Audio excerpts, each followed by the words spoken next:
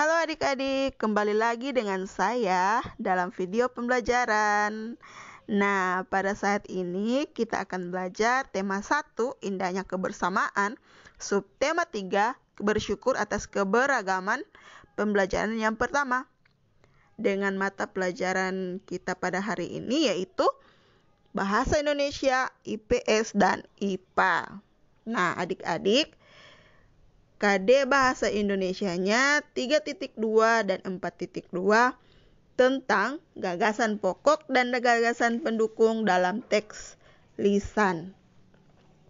Teks lisan adalah teks yang dibacakan. Sama dengan teks pada umumnya, teks lisan juga memiliki gagasan pokok dan gagasan pendukung. Gagasan pokok dan gagasan pendukung dalam teks lisan ditemukan dengan cara menyimak.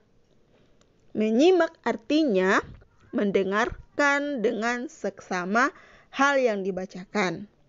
Contoh, salah satu bentuk keragaman di Indonesia yang mampu menarik wisatawan adalah makanan, terutama makanan tradisional.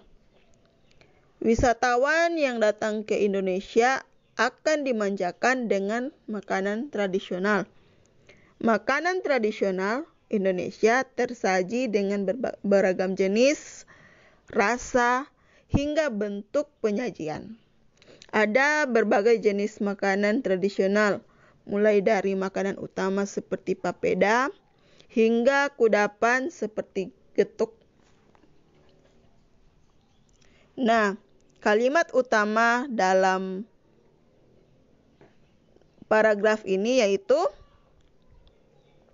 salah satu bentuk keragaman di Indonesia yang mampu menarik wisatawan adalah makanan, terutama makanan tradisional. Sedangkan kalimat penjelas yaitu wisatawan yang datang ke Indonesia akan dimanjakan dengan makanan tradisional. Makanan tradisional Indonesia tersaji dengan beragam jenis, rasa, hingga bentuk penyajian. Ada berbagai jenis makanan tradisional mulai dari makanan utama seperti papeda hingga kudapan seperti getuk. Nah, kemudian kita tentukan gagasan pokoknya. Gagasan pokok dari paragraf yang tadi dibacakan yaitu makanan tradisional Indonesia mampu menarik wisatawan. Dan gagasan pendukung dari paragraf yang tadi dibacakan yaitu makanan tradisional khas daerah dapat memanjakan wisatawan. Yang kedua, makanan tradisional memiliki beragam jenis, rasa, dan penyajian. Dan gagasan pendukung yang ketiga yaitu jenis makanan tradisional berupa makanan utama hingga kudapan. Nah, kita masuk dalam mata pelajaran IPS dengan KD 3.2 dan 4.2. Makanan tradisional sebagai identitas bangsa Indonesia. Nah, kalau tadi kita berbicara tentang makanan tradisional Indonesia untuk menarik wisatawan, sekarang kita masuk dalam pembelajaran IPS tentang makanan tradisional sebagai identitas warga bangsa Indonesia. Indonesia kaya akan keragaman budaya.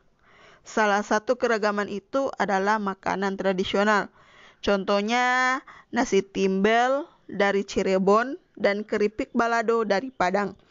Contoh makanan tradisional Indonesia yaitu yang pertama nasi timbel. Asal daerahnya Jawa Barat. Nasi timbel adalah nasi yang dibungkus dengan daun pisang. Nasi timbel terdiri dari nasi, ikan goreng, tempe, sambal terasi, dan lalapan. Yang kedua, nasi jinggo. Asal daerahnya Bali. Nasi jinggo adalah nasi pulen yang dibungkus daun pisang dengan porsi kecil, dilengkapi dengan mie goreng dan suiran ayam pedas. Yang ketiga, papeda, asal daerah Papua. Papeda terbuat dari bubur sagu. Papeda memiliki rasa tawar. Papeda disajikan dengan ikan tongkol atau mubara kuah kuning. Yang keempat, kita belajar makanan tradisional dari daerah Sulawesi Utara, yaitu bubur Manado. Bubur Manado adalah bubur putih yang berisi campuran jagung manis, labu, kangkung, bayam, dan kaldu ayam. Bubur Manado juga dapat disajikan dengan suiran ikan cakalang goreng. Nah, kita masuk dalam mata pelajaran IPA dengan KD 3.6 dan 4.6 tentang pemantulan dan penyerapan bunyi. Bunyi dapat dipantulkan jika mengenai benda keras. Contoh benda-benda yang dapat memantulkan bunyi adalah kaca, dinding, dan logam. Selain dapat dipantulkan, bunyi juga dapat diserap. Bunyi dapat diserap jika mengenai benda lunak. Contoh benda-benda yang dapat menyerap bunyi adalah karpet, karet, busa, dan kertas. Nah, demikian pembelajaran kita pada saat ini. Jangan lupa like, komen, dan subscribe channel ini agar bermanfaat untuk kita semua. Dan terima kasih.